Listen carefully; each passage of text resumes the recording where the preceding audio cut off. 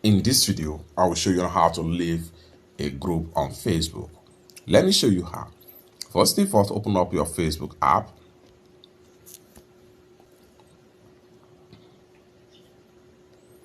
Then go ahead and click on this three slider from the top.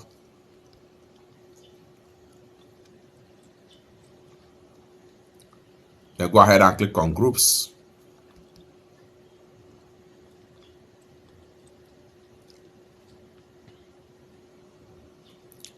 Then go ahead and click on your groups. Then here you go. You have all groups that you have joined so far on Facebook right here. For you to leave any of the group, all you have to do is to select a particular group you want to leave. So for instance, if I want to leave this particular group right here, so what I'm going to do is to simply click on the group.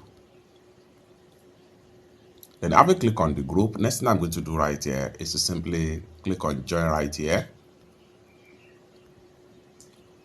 The next thing I'm going to do is to simply click on leave group right here. And this is going to pump up right here. Do you want to leave Monetize Nigeria? That is the group name. Go ahead and click on leave group. Leaving group. And you left the group. It's that simple.